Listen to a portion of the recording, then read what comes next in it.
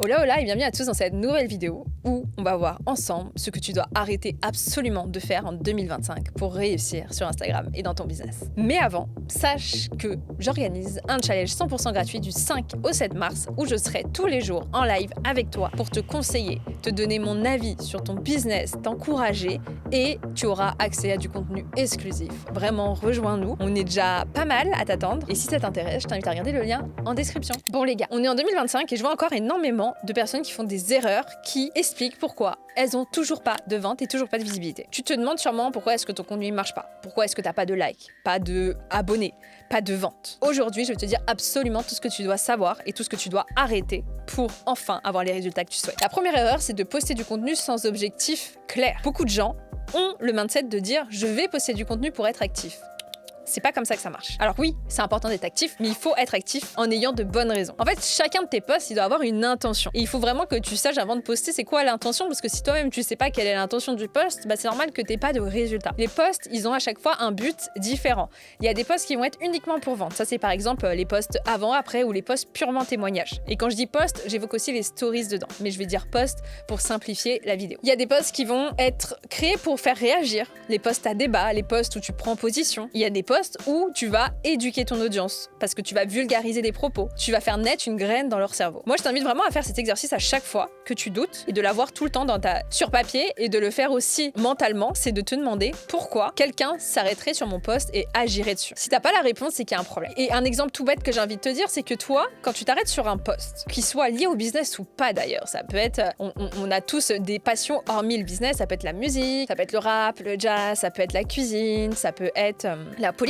Peu importe, quand tu vas tomber sur ton feed sur des posts qui te plaisent, demande-toi pourquoi est-ce que tu t'es arrêté. Il y a forcément une raison. C'est pas de la magie. Instagram, c'est pas de la magie.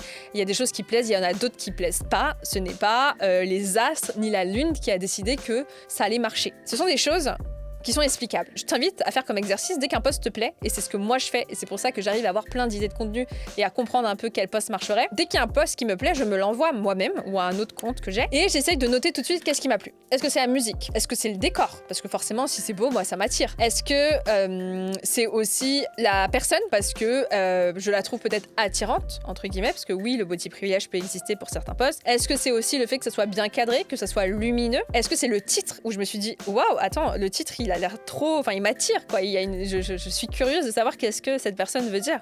Est-ce que c'est la musique parce que c'est du Bad Bunny et que j'adore Bad Bunny? Bref, j'essaie de me demander qu'est-ce qui m'attire pour noter quels sont les points communs, globalement, après, qui expliquent pourquoi certains posts marchent et d'autres ne fonctionnent pas. Et ensuite, tu feras ça avec tes posts, d'essayer de te demander quel est l'intérêt de ce post au final. Est-ce que toi, tu t'arrêterais sur ton post et tu likerais et tu commenterais? Pose-toi vraiment la question. La deuxième erreur, c'est de copier les tendances sans personnalité. Alors oui, les tendances sont utiles pour gagner en visibilité. Oui, c'est pertinent de le faire. Par contre, ce n'est pas un gage de réussite. C'est pas parce que tu réutilises une tendance TikTok que tu vas percer et que tu vas vendre. Je conseille souvent et j'évoque souvent les tendances à utiliser. Et quand je les évoque, ces tendances, je précise que premièrement, soit vous les utilisez avant tout le monde et du coup c'est pertinent pour vous parce que vous êtes parmi les premiers et du coup on a cet effet waouh qui arrive, ou soit vous les personnalisez. Mais si vous les utilisez après la guerre, comme on dit, et qu'une centaine de comptes a déjà fait cette tendance, l'effet waouh, il va partir. C'est comme tout ce qui est nouveauté, tout ce qui est nouveau, forcément, ça nous excite, ça nous donne envie de regarder. Mais au bout d'un moment, c'est un peu l'histoire de Pierre et le loup. Quand Pierre, il se plaint qu'il va être attaqué par les loups, il ment, et au bout de la 5e fois, il ment pas, mais personne ne le croit. Là, c'est pareil. Si vous êtes le 100e compte à faire la même trend, exactement copier-coller, personne va vous regarder parce que ça a déjà été vu. Donc la tendance, c'est soit vous l'utilisez en amont, et là il faut avoir un certain recul pour détecter les tendances, ou soit vous l'utilisez après mais vous la personnalisez. C'est aussi le fait par exemple de faire des carousels à la Pinterest, c'est-à-dire vous prenez que des images libres de droit. Alors attention, Pinterest n'est pas libre de droit d'ailleurs, mais beaucoup utilisent Pinterest pour leur contenu et à la limite, alors c'est interdit, mais à la limite vous le faites une fois, ok. Mais il y en a, tout votre DA, c'est Pinterest. Et en fait, du coup, premièrement, on ne crée pas de connexion avec votre business. Deuxièmement, on ne sait même pas quel est votre DA à vous, parce qu'il n'y a aucune personnalité, parce que c'est tout lissé, tout aseptisé, et ça permet pas de savoir qui est derrière ce business. Par exemple, si tu veux faire une tendance qui peut être les tendances 2025. ou comment réussir dans ton secteur pour telle problématique. Au lieu de faire cette tendance-là et de garder ce titre-là, tu vas la personnaliser en disant « J'ai testé pendant 30 jours telle stratégie et je t'explique et voici les résultats ». Là, on a un post qui est plus personnalisé parce que déjà, il fait appel à ton expérience et ton expérience, elle est unique, personne ne peut te la voler. Et deuxièmement, on a aussi du storytelling, c'est-à-dire tu racontes pas quelque chose comme les 500 autres comptes qui l'ont pas vécu, tu racontes quelque chose qui est vrai, que tu as vécu. Ton audience, il faut qu'elle se rappelle de toi et pas de la tendance que tu as copiée. La quatrième erreur, c'est de chercher la viralité plutôt que la connexion. Au lieu de dire je veux que mon post il explose, je veux percer, ça c'est un mauvais mindset. Parce qu'un post viral ne sert à rien s'il convertit pas, et la plupart du temps les posts viraux ne convertissent pas parce qu'ils apportent une population dite mainstream qui n'est pas forcément ta cible. En 2025, le vrai KPI que tu dois regarder, c'est est-ce que mes posts me ramènent des abonnés qualifiés qui interagissent avec moi sur le long terme. C'est une vraie question qui est peut-être difficile à répondre là sur le tas, mais que tu dois te poser à la longue si tu n'as toujours pas de résultat. La cinquième erreur, c'est penser que les réels, c'est toujours la seule solution pour percer. Alors, les réels t'aident à gagner en visibilité et ont normalement tendance à être montrés plus à des non-abonnés qu'à des abonnés. Sauf que depuis quelques temps, plusieurs mois maintenant, les réels, c'est pas forcément le meilleur moyen. Ça veut pas dire qu'il faut pas les utiliser. Ce qui va marcher vraiment en 2025, c'est avec les posts carousel un peu storytelling. Du type, je suis passé de ça à ça, j'ai testé ça pendant tel jour, j'étais pas du tout destiné à être champion de Jujutsu, je sais pas. C'est vraiment des posts où il y aura du storytelling, il y aura une histoire, il y aura des émotions et que tu vas pouvoir faire en carrousel. En ce moment, la mode, entre guillemets, ce qui permet d'être mis à la fois dans l'onglet réel, c'est de faire des carousels avec de la musique. Quand tu utilises la musique, Instagram va le montrer sur l'onglet réel comme si c'était un réel. Toi, tu n'as rien à faire, tu as juste à le publier en carrousel avec une musique. Avant de te parler de la sixième erreur, je tiens à te rappeler que j'organise un challenge gratuit du 5 au 7 mars. Je t'invite à t'inscrire dès maintenant, avant la fin de la vidéo, parce que sinon tu risques d'oublier et puis après, il n'y aura plus de place. La sixième erreur, c'est d'oublier l'importance de la fidélisation. En fait, on veut toujours plus, et c'est normal, c'est humain.